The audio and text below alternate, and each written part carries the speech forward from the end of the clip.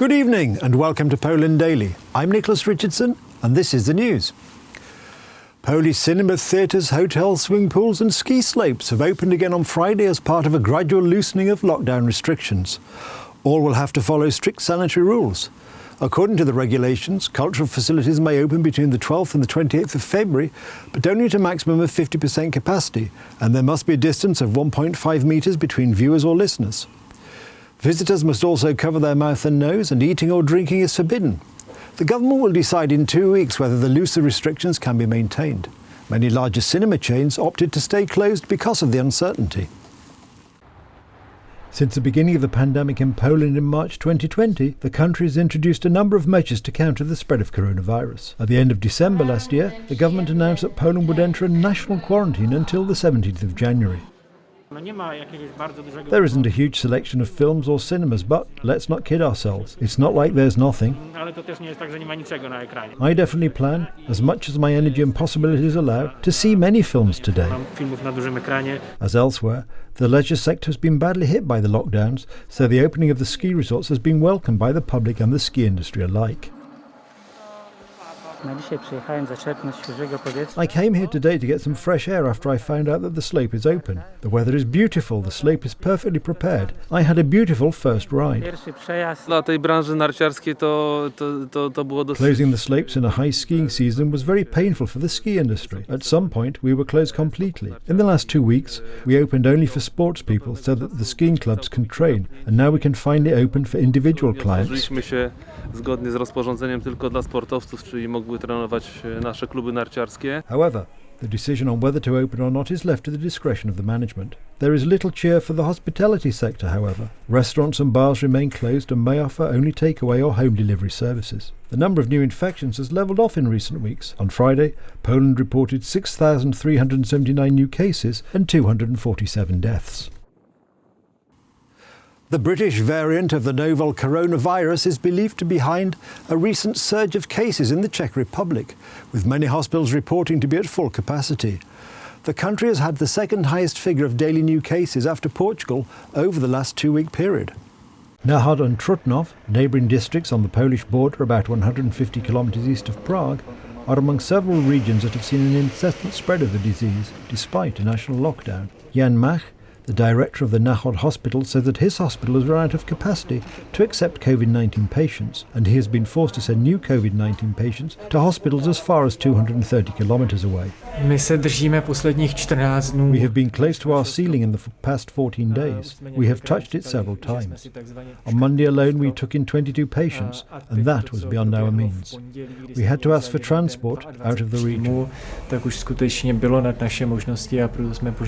Data from January show that between 45 and 60% of new patients in the region were infected with the UK variant. It is certainly about the British variant, what percentage of the variant has gone through the population in the Hradec-Králové region, and what we can expect. If the majority of the population has already had it, thank God, and maybe the number of cases will decrease with time. If not, then the situation can become very dramatic. The Czech Republic has ranked among the European countries worst hit by the pandemic. Only Portugal has reported more cases per capita in the past 2 weeks, according to the European Centre for Disease Prevention and Control. As of Friday morning, the country of 10.7 million had reported 17,902 COVID-related deaths. Members of far-left militant groups clashed with Greek police as the Greek parliament was debating education reforms that would make it possible for campus police to be allowed at Greek universities for the first time in decades.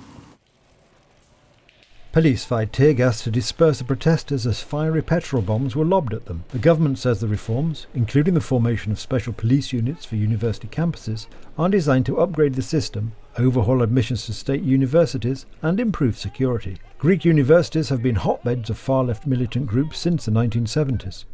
We haven't set foot in our universities in a year. We see them only with binoculars, and we see where the government's priorities are. They don't spend €1 on measures to help open the universities, but they are going to spend €30 million for campus police. We want that money to go towards creating a better education for it. The issue of police on campuses has been especially sensitive in Greece since the era of the 1967 to 1974 military regime. The far-left militant groups have also used universities as sanctuaries in connection with the years of riots that followed the economic crisis of 2008. For matters that are actual crimes, of course they are the police's and no other's responsibility. It cannot fall to the university chancellor to chase the campus drug dealer, or the person who is making petrol bombs, or the person destroying property. That is not his job. We want the chancellor to deal with the administration of the school, to promote research and teaching, to be the face of the university. The draft legislation also allows the installation of electronic security systems at university areas and entrances and sets up minimum grade threshold to enter university.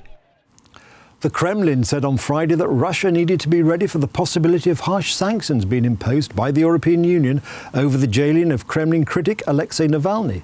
3 European diplomats told Reuters on Thursday that the European Union was likely to impose travel bans and asset freezes on allies of Russian President Vladimir Putin, possibly as soon as this month. Kremlin spokesman Dmitry Peskov told reporters on Friday that Moscow needed to be ready to replace any of its vital infrastructure with elements it could be deprived of as a result of foreign sanctions.